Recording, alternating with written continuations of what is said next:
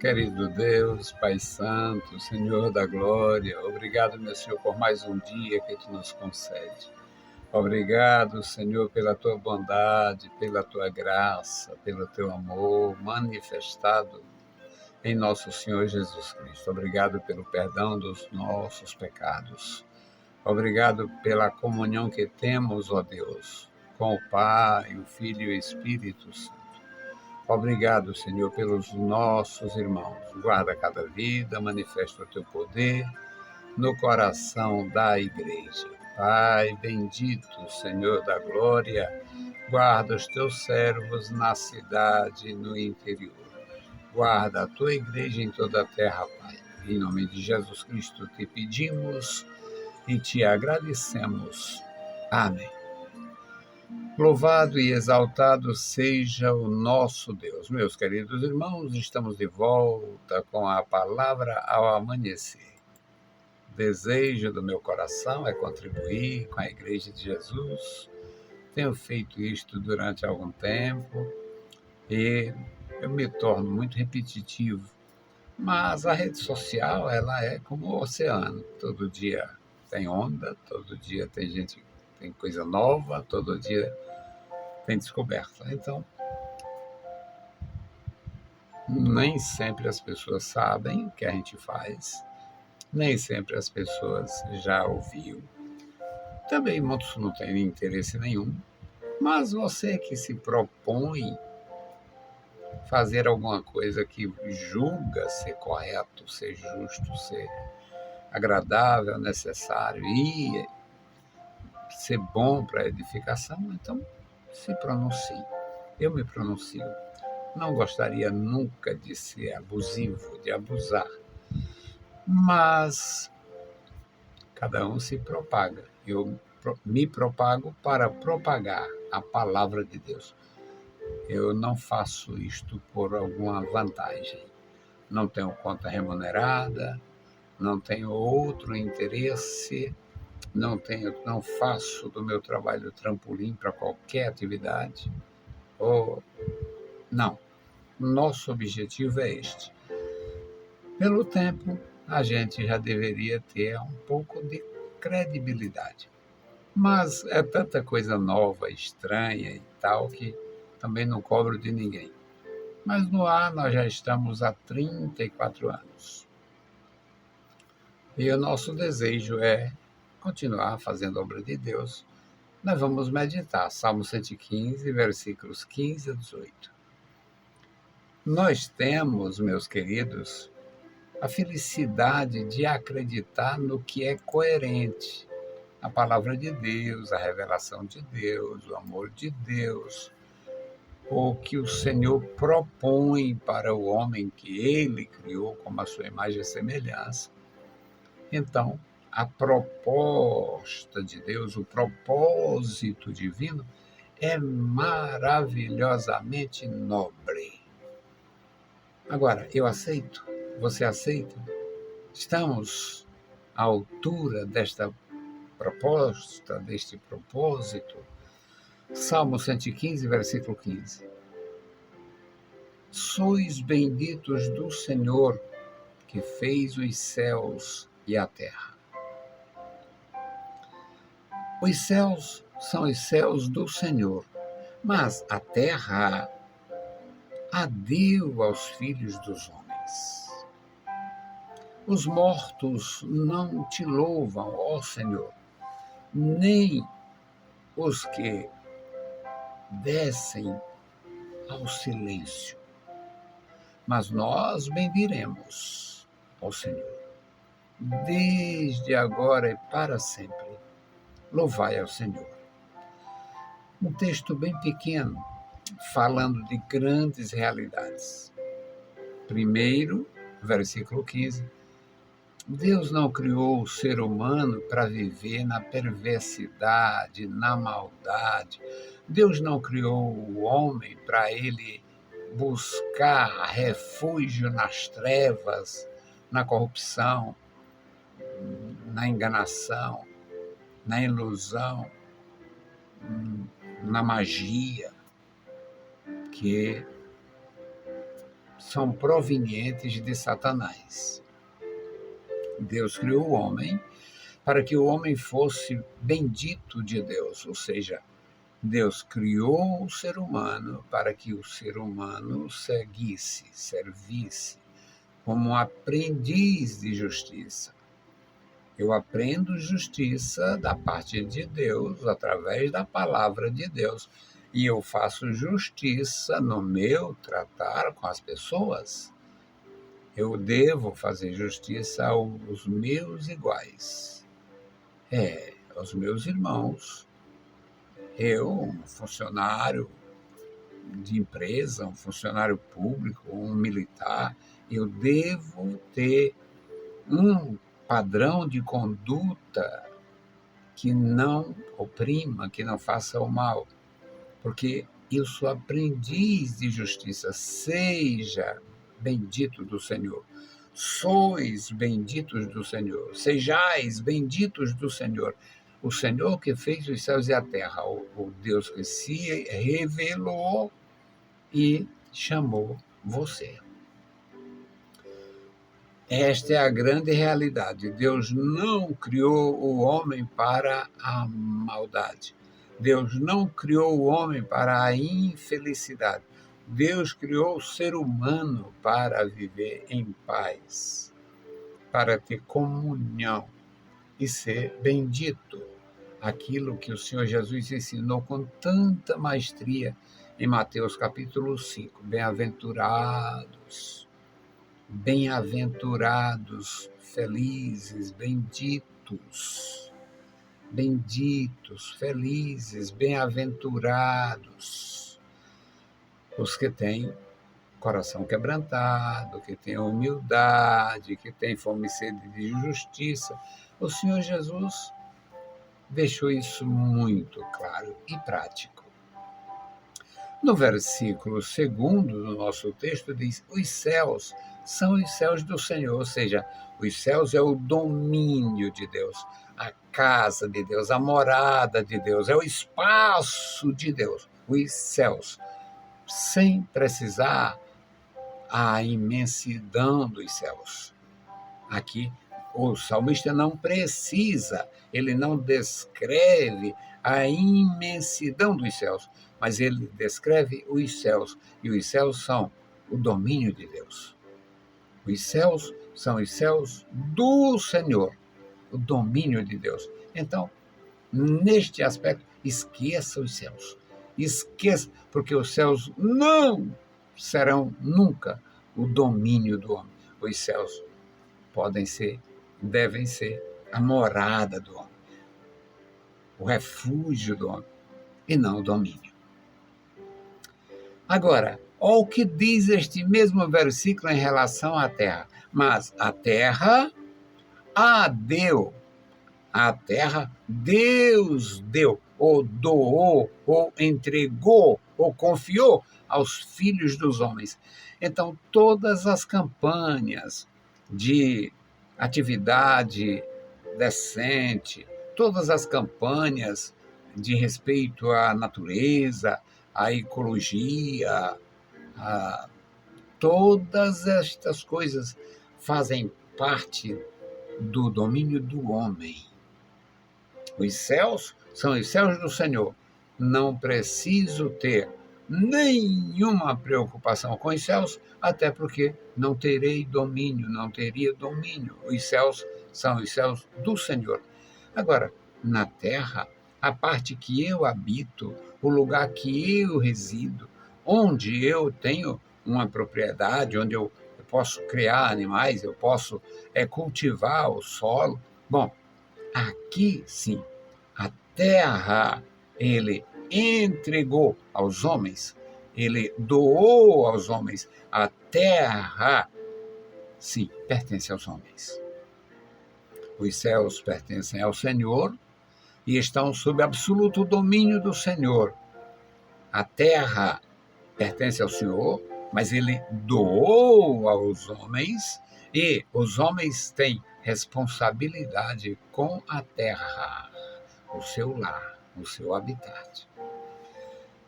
Eu acho maravilhoso aprender e divino ensinar. Eu gosto da palavra de Deus. Eu tenho na minha atividade uma carga horária de ensino da palavra de Deus, por mim desconhecida, mas Deus conhece sim.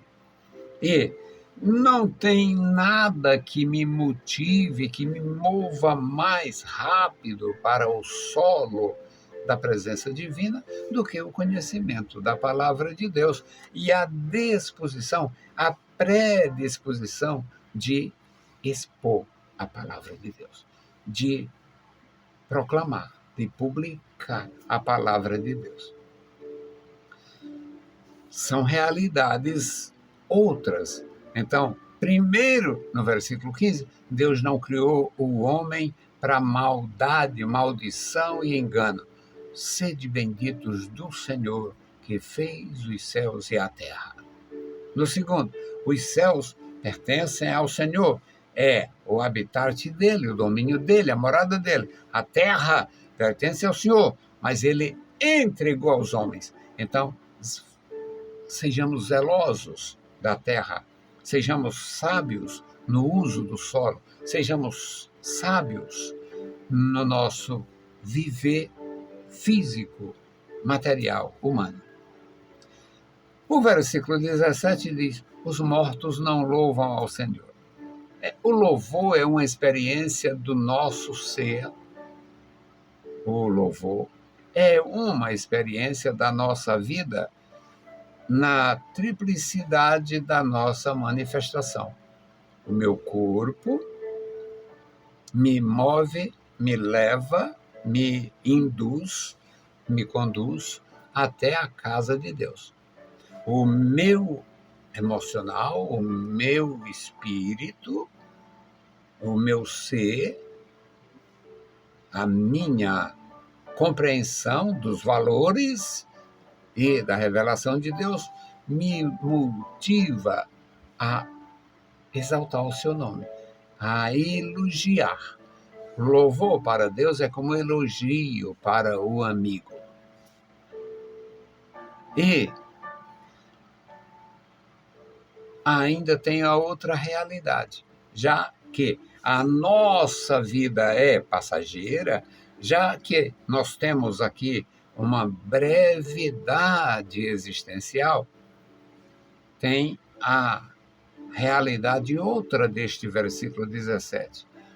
Os que descem ao silêncio. Após entrar entrou no chão de costa, meu filho, não tem mais esperança.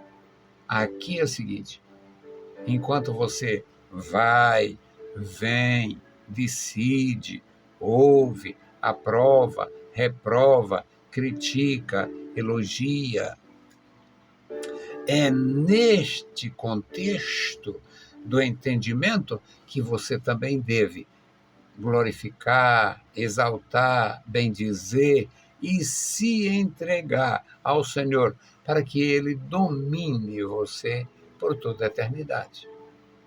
Ele é o Senhor e você é o servo. Ele é o Senhor, eu sou o servo. Então, que este domínio do Senhor, assim como o domínio dos donos de escravos, tem pessoas que abominam a linguagem das Escrituras, mas é senhorio mesmo. Deus é o Senhor de tudo, o Senhor da vida, o Senhor, foi Ele que criou, é dele o louvor. Então, os mortos não louvam. Os que descem ao silêncio não louvam, porque o louvor é uma expressão emocional, uma expressão da nossa vida aqui. Por isso também precisamos ter inteligência e não apresentar oferta podre para Deus. Eu abomino o que muita gente chama de louvor. Eu abomino. Tem umas atrizes famosas aí, uma gente famosa, que eu, no meu ah, na minha maneira rude de me expor, eu chamo, às vezes, bicho de igreja. Está apaixonada por Jesus. Isso é uma indecência, é um absurdo, é um horror. Jesus Cristo não pode, jamais deveria alguém ver Jesus como um objeto. Alguém se apaixona por objeto. Por pobreza vocabular, eu posso dizer, eu amei, eu amo. Aí vai falar de alimento. Alimento não se ama, alimento se gosta. Se ama pessoas. E paixão não significa que paixão é gostar, muito menos amar. Paixão pode ser um sentimento arrebatador, passageiro e até muito nocivo. Então, o louco que compõe, que está apaixonado por Jesus, amanhã ele pode ser um bêbado, uma bêbada, um viciado, um drogado, um ímpio, um ateu nojento, porque não tem isto na nossa relação com Deus. Paixão é uma experiência mesquinha de pessoas para pessoas.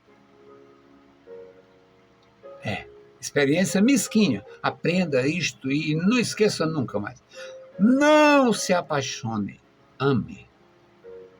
Paixão é uma experiência mesquinha, passageira, muitas vezes egoísta e também muito prejudicial. Quanto ensino, quanta lição preciosa neste pequeno texto que nós lemos. Quanta preciosidade no nosso aprendizado.